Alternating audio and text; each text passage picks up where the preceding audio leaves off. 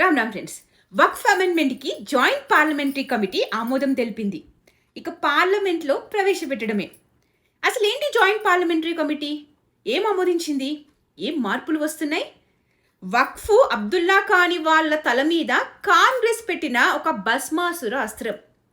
వక్ఫ్ act 1995 ప్రకారం ఏదైనా ఒక భూమి తమది అని వక్ఫ్ బోర్డు దగ్గర నమ్మదగ్గ కారణాలు ఉంటే చాలు, అంతకుముందు ఆ భూమి కొనుగోలు విషయంలో జరిపిన లావాదేవీలన్నీ రద్దయినట్లే.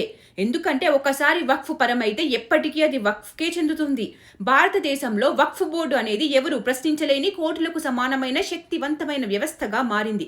దానికి ఉన్న అధికారాలతో ఏ భూములనైనా తమవిగా ప్రకటించుకోవచ్చు.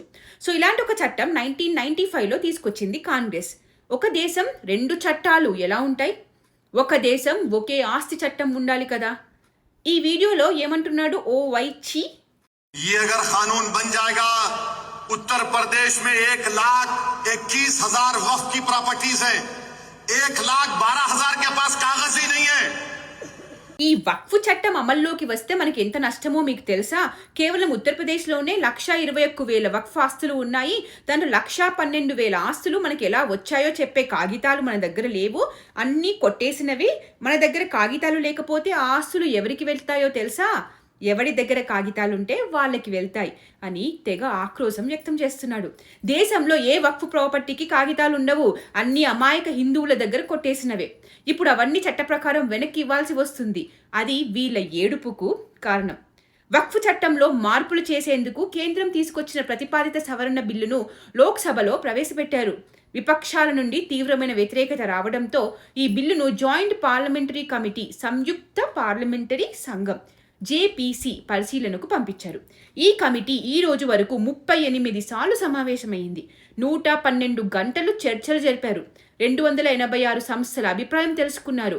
అందరి అభిప్రాయాలు సేకరించారు, మీవి నావితో సహా. విన్నారు మన అభిప్రాయాలు. ఆఖరికి పలు మార్పులు, సవరణలు ప్రతిపాదిస్తూ రూపొందించిన నివేదికను సంయుక్త పార్లమెంటరీ సంఘం బుధవారం ఆమోదముద్ర తెలిపింది. 15-11 మెజారిటీతో కమిటీ రిపోర్టును అంగీకరించింది. బిల్లు చట్టరూపం దాలిస్తే వక్ఫ్ బోర్డు తన విధులను మరింత సమర్థంగా, పారదర్శకంగా నిర్వర్తించేందుకు తోడ్పడుతుందని చెప్పారు.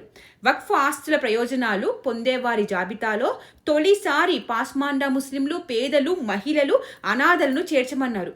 655 పేజీలతో కూడిన తమ నివేదికను లోక్సభ స్పీకర్ ఓం బిర్లాకు సమర్పించారు. ఇక అమెండ్మెంట్ను ఎవరూ ఆపలేరు.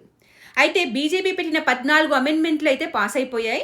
అపోజిషన్ 44 పెట్టింది, అన్ని రిజెక్ట్ అయినాయి ఓటింగ్ ప్రక్రియ వేస్తేనే. ఆ 44లో మార్పులు చేయొద్దని ఒకటి, ఇంకా ఎక్కువ సమయం కావాలని ఇంకొకటి, ఎలా అయినా ఆలస్యం చేయాలని, వక్ఫ్ బిల్లు రావడం ఇష్టం లేని సోది ముచ్చటనే అవన్నీ. నిజానికి మొదట్లో వక్ఫ్ భారతదేశంలో దాదాపు 52,000 ఆస్తులను కలిగి ఉంది. 2009 నాటికి 4 లక్షల ఎకరాల్లో 3 lakh రిజిస్టర్డ్ వక్ఫ్ ఆస్తులున్నాయి. అంటే వక్ఫ్ భూమి కేవలం 13 ఏళ్లలో రెట్టింపయింది. నేటికి సుమారు 8.7 lakhs ఆస్తులు, 9.4 lakhs ఎకర్స్ ఉన్నాయి వీళ్ళకి. సవరణ బిల్లులో పేర్కొన్న దాని ప్రకారం వక్ఫ్ అంటే కనీసం 5 ఏళ్లుగా ఇస్లాంను ఆచరిస్తున్న వ్యక్తి తన యాజమాన్యంలోని ఆస్తిని విరాళంగా ఇవ్వటం.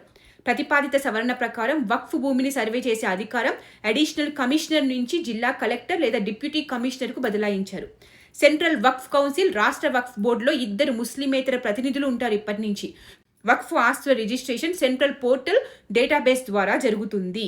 ఈ పోర్టల్లో ముత్వల్లి అంటే వక్ఫ్ ఆస్తుల పరిరక్షకులు వక్ఫ్ ఆస్తుల వివరాలను పొందుపరచాల్సి ఉంటుంది. డేటాబేస్లో ఒక ఆస్తి వక్ఫ్ చెందినదా కాదా నిర్ణయించే హక్కు వక్ఫ్ బోర్డుకు ఉండదు. కొత్త ప్రతిపాదనల ప్రకారం ప్రస్తుతం ఉన్న 3 సభ్యుల వక్ఫ్ ట్రైబ్యునల్ 2 సభ్యులకే పరిమితం కానుంది.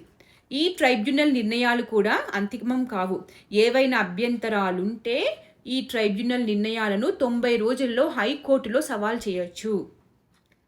అసలు ఈ మార్పుల కన్నా మొత్తం ఈ చట్టాన్నే తీసేస్తే బాగుండేది కదా.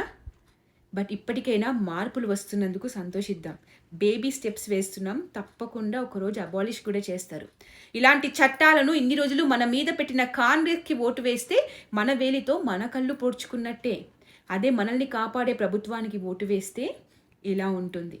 మనం గట్టిగా వాయిస్ వినిపిస్తే అబాలిష్ కూడా చేస్తారు. మన భూమాత వక్ఫ్ బోర్డు విషపు కోరలలో చిక్కుకుంది. మన తల్లిని మనం రక్షించుకుందాం. మన భూమి, మన దేశం, మన అస్తిత్వం.